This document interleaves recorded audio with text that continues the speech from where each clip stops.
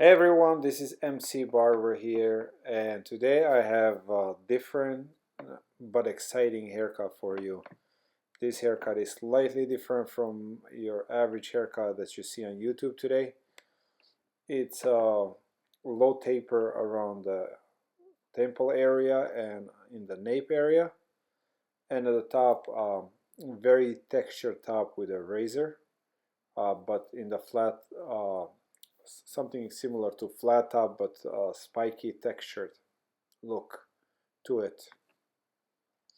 So first thing I did here, I split the hair right in the middle of his head and comb it to the sides and wet the hair slightly down so it stays there when I do my 1.5 to create the foundation for this haircut. Uh, and to remove all excess length from the top. Any long hair that comes to the side that is long, no matter how long it is, I would have done it the same way like this. It would remove the length of the hair uh, and create that foundation for me. In this haircut, I'm going to do 1.5 all around first, and that's going to be based off my hair. That's going to be the base of my haircut. And then I'm going to do a taper, as you will see, in the nape area and in the uh, temple area. As in some places they would call it thin fade, other places they would call it blowout, and other places they would call it a low taper. Okay, so as you can see, I'm still working on my first step. My first step is 1.5. This technique is amazing. It really cuts down on your time big time. I actually just came from Florida. I was down for 5 days. I was teaching a class in Sarasota. It was really great class, great students. 8-hour class. It is hands-on class, and we covered all aspects of my system. We did razor work, scissor work, styling, and we touched up on the clipper work, and the 1.5 technique is really the magic to my fading. It just cuts down on time, as you can see right there. Once you do that 1.5, then from there you can do any fade you want in a very short period of time. So now I'm starting here my taper with my edges. My edges are zero gap, so they are very close. I know some people don't like to zero gap your edges. Others do, so it really is a personal preference. I do zero gap my all my equipment. For example, when I do bald fades or skin fades, how you call them, depends also on the person or a place. When I do fade down to the skin, I usually use a razor, not electric equipment. So I need my edges to be zero gap so I can remove that fine line between the, the fine line that is created with a straight edge. So here I'm starting my taper. And all I have to do now is blend that line that is from 0 to 1.5. It really is as simple as 1, 2, 3, and that's why I call my fading system 3-step fading. I have a program that I have in my barber shop. It's 40 hours apprenticeship program, and I get a lot of students right out of school that come to see me. If you are planning to see me and you are still in school or you are planning to go to school, I recommend you to come and see me before you go to school. It is sad that in school people spend 6 months to a year, pay as much money as they do, but they actually don't teach them the very basic techniques with respect to some schools. They don't teach them how to hold scissors. They don't teach them how to hold a razor. I mean, I'm talking about just the very basic, simple techniques that people should build on that. I mean, if you go to school, they should teach you how to hold scissors properly, how to open and close them properly, how to palm them properly. The same thing with a razor, how to put blow dryer and brush together, that your brush doesn't contradict your blow dryer, or your blow dryer doesn't contradict your brush, uh, or that you're combing out after you blow dry hair and style it, that your comb doesn't contradict what your blow dryer did. I mean, this probably doesn't even make sense to some instructors, never mind a student, but if you come and take my class, you will know what I'm talking about. As my coach would tell me when he was training me, he says, listen, your brush, your blow dryer cannot contradict your brush. You cannot contradict with a blow dryer what you're doing with a brush, or you cannot contradict your blow dryer and brush with a comb. Your comb has to follow the same pattern that your blow dryer and your brush did. So this is very important. I would recommend you to come and see me so you can learn that basic fundamentals. And as you go in school for the next 6 months to a year, you have something to build on, to work, to practice. It is very important. To get back here on the subject, you can see my fading is coming together. My lines are getting very blurry. My fade is getting blurry. It's simple. I started with 1.5. Then I started my taper with my edger that is 0 gap. And then depends how you like to remove that line. You can go from top down or bottom up.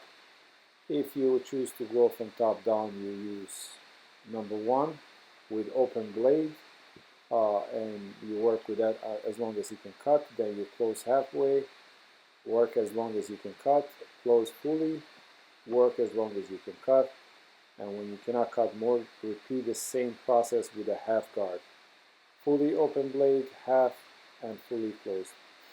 And then when that is done, then you work only with an open blade, half close, and fully closed blade, and that would be all. There would be really nothing else to do there.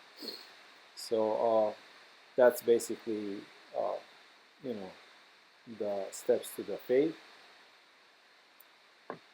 And if you were fading from bottom up, you follow exactly the same routine. You just start with no guard, then add half to it, and then add 1. Hope that is clear. I hope you understand what I'm trying to say. Once my sides are done, now I'm going to cut the top, and I'm going to try to keep it pretty flat, almost like a flat top I want to create. But I want to create this very texture. So I'm using a straight edge razor. On my razor there is no guard. It's a straight edge. And I'm doing a notching technique that I call in MC Barber system. I have about 8 different techniques with the razor. This is one of them, and I call this notching technique. Basically I'm creating a really nice texture, as well removing the length that I want to remove.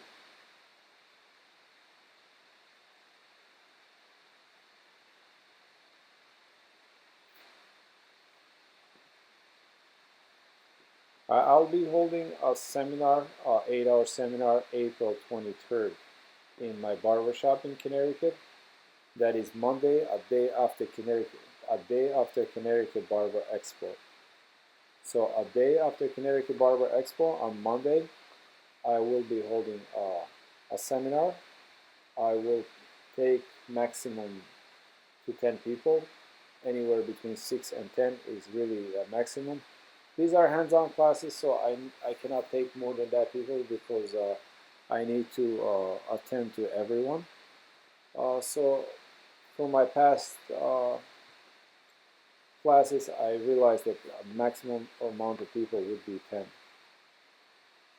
The classes are very useful. It's 8 hours of really intensive training on how to properly use a razor, how to properly use scissors, blow drying and styling, as well as fading. So we kind of split it in 2 hour sessions. So we'll probably work like 2 hours on razor, 2 hours on scissors, 2 hours on clippers, and 2 hours on styling. Don't miss these classes. Really, I mean, this is a great investment.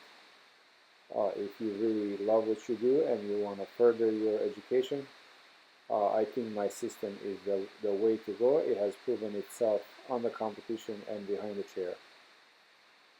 For more information on this, we'll have more information on this on my website in the coming days, as well on my social media.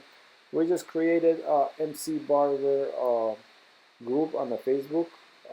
It's a closed group, so we are inviting you all that you are barbers to go on the Facebook and search our group, MC Barber, and put in request, and we'll accept it.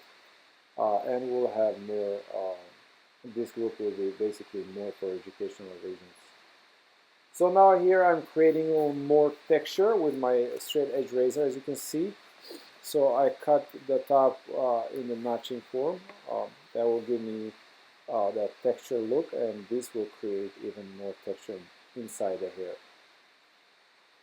So when we create texture on the top, you know, if you want to have a good texture, it's not good enough that you just do notching technique and cut a top. You also have to create deep texture inside the hair, and you can do that with a straight edge the way I did it, or you can also use blending shears or thinning shears. Or, they have actually different type of texturizing shears that you can use. I hardly ever use them. I mostly just stick to the razor. I really love the texture that is created by razor, as you will see in the end of this video.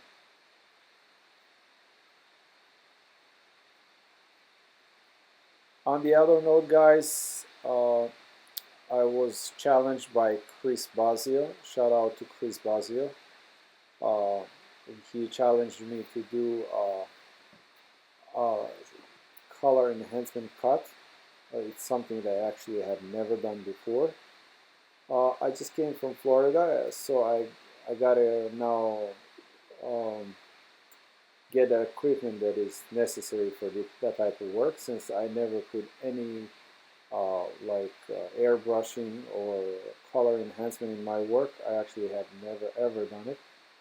So I gotta now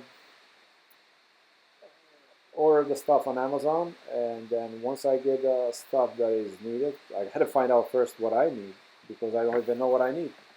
And once I find out what I need, I will make that video. I accept his challenge, and I actually appreciate the fact that he challenged me. I am by nature a very competitive person, so I am very glad that he has challenged me. I thank him for that. So I will do a video. Just be patient with me, please. First, I have to get the necessary tools to do the haircut. Well, guys, thank you for watching. Here is your finishing cut. As you can see, you have a lot of texture in this hair. You have a low taper. I created it in such a fashion that gives you that like a spiky flat top. And I think it's a very nice haircut. I had this picture on my social media for a while, and I've been getting a lot of requests to upload this video. So there it is. Enjoy it. If you haven't subscribed to my channel, please subscribe. Please put a thumbs up if you like my work. By you putting thumbs up on my work, this video is shared more. So I really appreciate that. I put a lot of hard work in this, so if you appreciate it, subscribe. Thank you so much.